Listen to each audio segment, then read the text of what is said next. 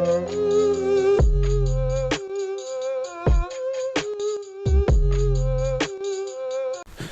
what is up everybody, it's Jayla again. Welcome back to another Naruto reaction video here today. And today we are finishing the final installment of Swagkage's Great Ninja War videos, right? As you can tell by the title, this one is explaining Naruto's third Great Ninja War.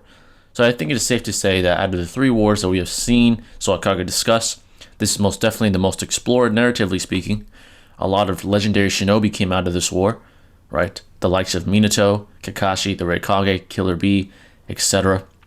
So this was a very significant war for the Naruto-verse in its entirety, and it would set up the timeline for the amazing events that would transpire that we have come to know and love today. So I'm very intrigued to see what Swag has to say specifically about the political aspects. I'm wondering if he's going to get into that, because we all know what happens, right, when it comes to the battles, but it's always interesting to see the catalyst for these wars, the political kind of conflicts that are had between the great nations and all the nations in between those. And I'm very intrigued to see what Swag has to say about that as well. But before we begin, any loves really appreciate it. Hit that like button, turn on bell notifications to stay updated with yours truly. And if you're new and you enjoy and you mess with the kid, man, make sure to hit that sub button, because once you do, become part of the family forever. But let's not waste any more time screen. Alright, let's see what he has to say.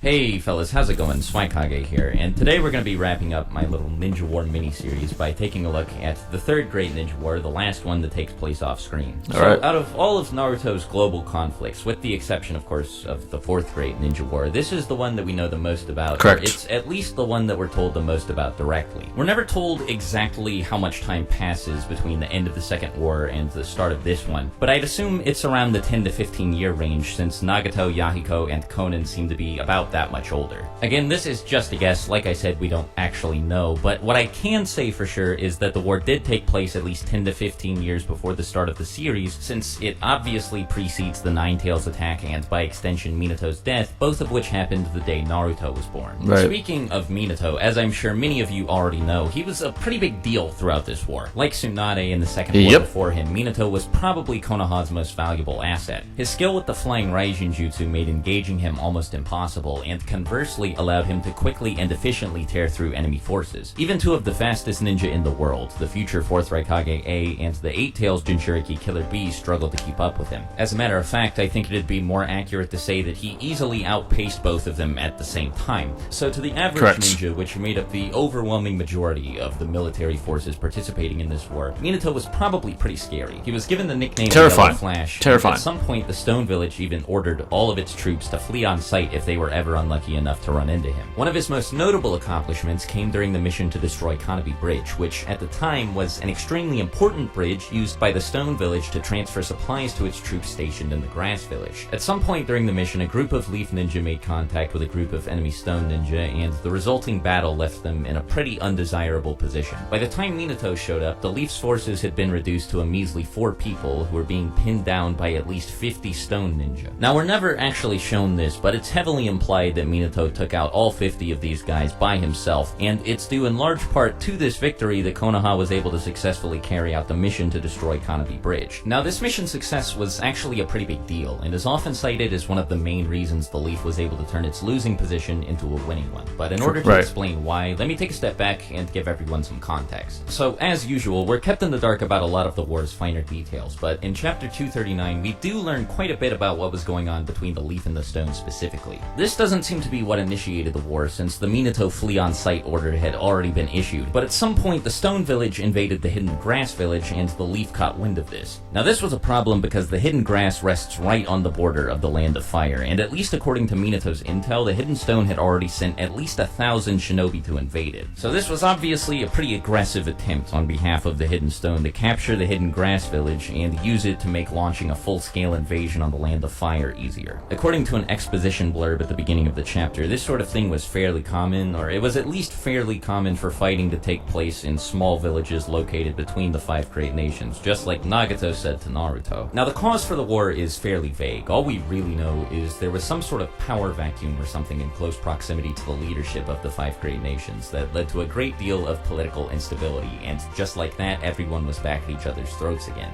This initially led to a bunch of fighting near but not actually inside national borders, which of course eventually and and inevitably ended up involving a bunch of small villages located near these borders. The Leaf and Stone fighting across the Hidden Grass village is the only example of this that we know of, but it's bound to have happened elsewhere since all 5 shinobi countries took part in this war. Anyway, the reason the destruction of Kanabi Bridge was so important is because without it, the Stone Village troops stationed in the Grass Village effectively had their access to their village's resources cut off completely. This obviously would have forced them to retreat back to the Land of Earth, which by extension would have made invading the Land of Fire significantly more difficult. Now it is worth clarifying that Minato himself didn't destroy Kanabi Bridge. Kakashi, Obito, and Rin were tasked with this, while Minato engaged the Stone Village on the front lines. On the team's way to the bridge, Rin was captured, and when the other two tried to rescue her, a battle ensued where Obito was thought to have died. It was also at this point that Kakashi received his Sharingan, which he seems to have put to pretty good use since later on in the war he earned the nickname the Copy Ninja. Yep. Now while these Kakashi Gaiden chapters do give us a pretty in-depth look at the war, at least from one angle, we never really get to revisit it with the same level of detail. Most of the other stuff we know about the war comes from very brief flashbacks or short exposition snippets. We do get a follow-up to these chapters later on when Tobi's identity is revealed, but focuses a lot more on Obito's interactions with Madara than on the war going on outside the cave. Fortunately, we are shown something pretty major during this flashback series, Rin's death, which is tragically at the hands of Kakashi. Now since we've all already seen this, I don't think I really need to go over it, but I would like to focus on a lot of the background details here. So first of all, Kakashi and Rin were fighting ninja from the Mist Village, and since we already confirmed that both the Stone and the Cloud villages took part in this war, this is the 4th of the 5 great nations that we've been able to identify as an active participant. Now what's a lot more interesting than the Mist's involvement is what they were planning to do here. As I'm sure many of you remember, Kakashi only killed Rin because she asked him to, and this was because she'd recently been turned into the Three Tails Jinchuriki by the Mist Village, and they were going to pretend to pursue Kakashi and Rin all the way back to the Land of Fire, and then as soon as she set foot into the Leaf Village, bam, they were going to release the Three Tails and wipe Konoha out without even having to launch an invasion. Now obviously this tells us a little bit more about just how depraved the Mist Village used to be, but it also lets us infer which Mizukage was in power at this point. In my video about the First Great Ninja War, I explained that the deathmatch between the second Mizukage and the second Tsuchikage must have taken place during the First War, since the first person that Mu assumes revived him is Tobirama, who also died during the same war. We also know that the fourth Mizukage, Yagura, was the Jinchuriki of the Three Tails, and while we're never told exactly how long it takes Biju to reincarnate after they're killed, since the Raikage was willing to kill Naruto to put the fourth war on hold for a while, I'd imagine that it's at least a little while. Yagura was also pretty infamous for being a tyrant, but we later find out that this was only because he was being controlled by Obito. At this point though, Obito had only just left the cave where Madara fixed him up, so I think it's pretty safe to say that Yagura didn't become Mizukage until much later. This should mean that's a good observation. The person in charge of the Mist Village throughout this war was the third Mizukage, but aside from his title, I can't really tell you anything about the guy. We don't we don't even know his name. Very vague. Coincidence, actually. The third Kage of every village should have been in power when this war started. We know pretty much beyond a shadow of a doubt that Hiruzen and Onoki led the Leaf and Stone villages at this point respectively, and it's stated that the third Raikage died during this war as well. And since I just explained why the third Mizukage should have been in charge of the Mist, that just leaves the Sand village. So we know that Sasori actually participated in the Third Great Ninja War, and that's where he got the title Sasori of the Red Sand. The story behind the nickname is actually pretty simple. It's not because of Sasori's red hair or because he was raised in a place with naturally red sand. He just killed a lot of people throughout this war, and their blood tended to get all over the place. Anyway, at some point after his service, he defected from the Sand Village, and it was after this that he killed the third Kazekage. I think it's also worth mentioning that Chio lays out a very clear passage of time between when Sasori defected from the Sand Village and when the third Kazekage disappeared, so I'm pretty comfortable saying that this guy was running things while the Third War was going on. As for everything else that happened during this war, at least the stuff we know, it's either minor or only tangentially related to the war. We do know, according to one of the Itachi light novels, that a ceasefire agreement between the Leaf and Stone villages was enough to bring the war to an end, and we also know that since Hiruzen didn't seek reparations from any of the other participants after the war's conclusion, he ended up making a lot of residents of the Land of Fire really mad, and so in order to appease everybody, he stepped down as Hokage and gave the job to Minato. Now this, the act of making Minato Hokage, caused a lot of internal village drama, specifically between the Uchiha clan and the village's administration, but I'll save that for another video sometime in the future. Interesting. Now real quick before I get out of here, if you'd be so kind as to spare me a little bit more of your time, I'd like to plug a personal project of mine. Some of you may remember the last time I attempted to do something like this, but recently I have been working on publishing a webcomic. Currently, only 2 chapters are out. Production has been pretty slow, but I'm pretty proud of both of them. I think they're both fantastic, due in large part to my incredible artist, a guy called Jacob Noble. I'll leave a link to his Instagram in the description. But the main reason I haven't been able to crank out chapters as quickly as I'd like to is because of the lack of a financial incentive for my artist. Now, don't get me wrong, he's super invested in the project, but it's one of those things where, like, I can't expect him to work full-time without a full-time salary, and I've been doing my best to pay him what I can, but since I'm only one person and the webcomic isn't making any money, that's a little bit easier said than done. Now, a week or so ago, I started up a Patreon page, so if you're interested at all in the webcomic, you can just check it out for free. You don't have to give the Patreon a second thought, but if you do like it enough that you want to support it and speed up production, I'm going to leave a link to the Patreon in the description as well. Don't feel pressured to, I just figured I'd mention it. Anyway, as always, Great video, Swag, thanks for as watching. always. Take care. Very interesting. Alright guys, I think that's it. Yep, it sure is.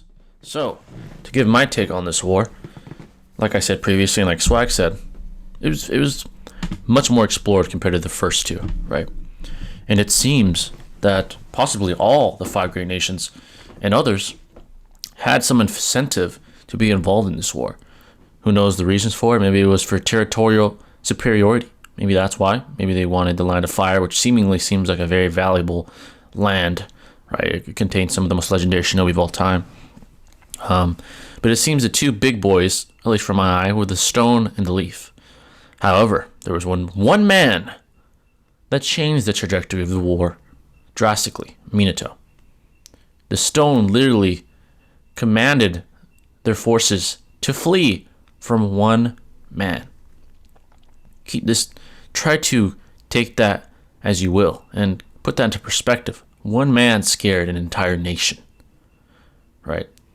He was a nation killer because he was so threatening and so formidable.